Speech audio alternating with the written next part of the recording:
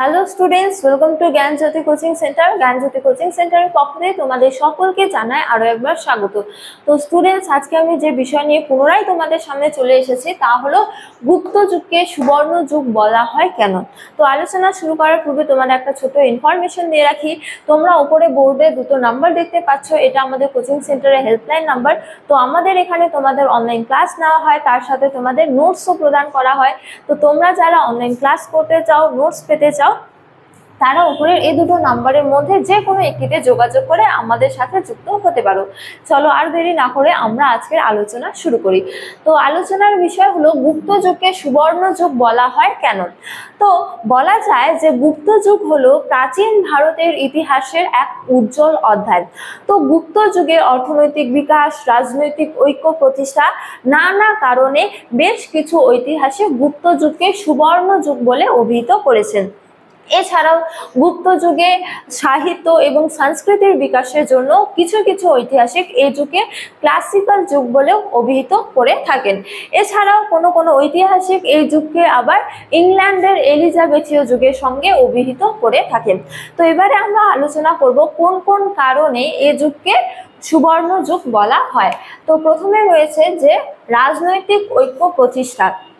তো এই ক্ষেত্রে বলা যায় যে কুষাণ যুগের পর ভারতের রাজনৈতিক ঐক্য একেবারে বিনষ্ট হয়ে পড়েছিল। তো এই রাজনৈতিক অনৈক্য এবং বিশৃঙ্খলা দূর করে গুপ্ত রাজারা ভারতবর্ষে রাজনৈতিক ঐক্য প্রতিষ্ঠা করেছিল। যেমন বলা যায় যে মৌর্য যুগের পর গুপ্ত যুগেই ভারতের এক সুবিস্তীর্ণ অঞ্চল কেন্দ্রীভূত হয়েছিল বলা যায়। তো এই গেল প্রথম কারণ।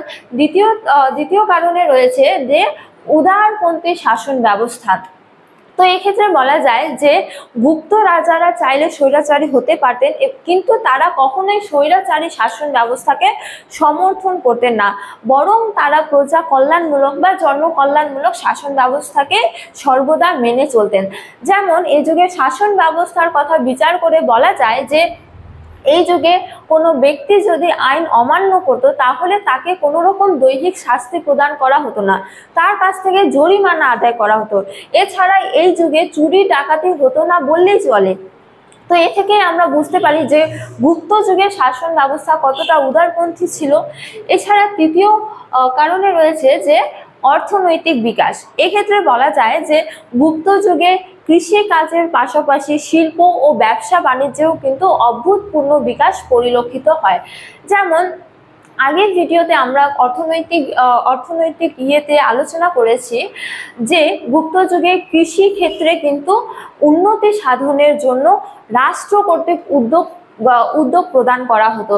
এছাড়া এই যুগে বিজ্ঞানের অগ্রগতির জন্য নানা যন্ত্রপাতি ব্যবহারের মাধ্যমে অধিক ফসল উৎপাদন হতো বলে জানা যায়। তো এছাড়াও শিল্পের ক্ষেত্রে বলা যায় যে এই যুগে একাধিক শিল্প গড়ে উঠেছিল, যেমন বস্ত্র বয়ন শিল্প, ধাতু শিল্প, আরো অনেক কিছু। এছাড়া বাণিজ্যের ক্ষেত্রে বলা যায় যে এ যুগে স্থলপথ ও জলপথ হলো যে উভয় পথে বাণিজ্য চলতো, এবং এই ক্ষেত্রে ব্যবসা বাণিজ্যের উন্নতি সাধনের ক্ষেত্রেই বলা যায় যে এই যুগে দুটি গুরুত্বপূর্ণ কেন্দ্র গড়ে উঠেছিল, যেমন তাম্রলিপ্ত বন্দর আর ভৃগুপুচ্ছ বন্দর ইত্যাদি। এছাড়া বলা যায় যে এই যুগে রপ্তানির চেয়ে বা আমদানির চেয়ে কিন্তু রপ্তানি বেশি হতো বলা যায়। তারপরে রয়েছে সাহিত্য ও দর্শনের অগ্রগতি। এক্ষেত্রে বলা যায় যে গুপ্ত যুগে সাহিত্যে অভূতপূর্ণ বিকাশ ঘটেছিল। গুপ্ত যুগে সাহিত্যের বিকাশের কথা বলতেই আমরা বলতে পারি যে এই যুগে কালিদাসের রচিত অভিজ্ঞান শকুন্তলম, মেঘদূতম, কুমার সম্ভব প্রভৃতি কাব্য ও নাটক অত্যাধিক গুরুত্বপূর্ণ ছিল। এছাড়া দর্শনের ক্ষেত্রে বলা যায় যে গৌড়পাদের বেদান্ত দর্শন, আসঙ্গের নাগাচার শাস্ত্র, ঈশ্বর কৃষ্ণের সংখ্যাকারিক প্রমুখের রচনা গুপ্ত যুগকে গৌরবান্বিত করেছিল। এছাড়া এরপরে রয়েছে বিজ্ঞানের অগ্রগতি। তো গুপ্ত যুগে বিজ্ঞানেরও অভূতপূর্ণ বিকাশ ঘটেছিল। তো গুপ্ত যুগে যে সমস্ত জ্যোতির্বিদরা বিজ্ঞানের অগ্রগতির ক্ষেত্রে গুরুত্বপূর্ণ ভূমিকা পালন করেছিল তাদের মধ্যে অন্যতম কয়েকজন হলেন বরাহমিহির, আর্যভট্ট, ব্রহ্মগুপ্ত ইত্যাদি।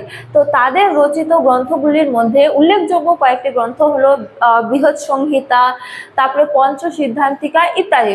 তো এই সমস্ত জ্যোতির্বিদরাই গণিতের মধ্যে পাটিগণিত, বীজগণিত, ত্রিকোণমিতি সম্পর্কে ধারণা দিয়েছিলেন।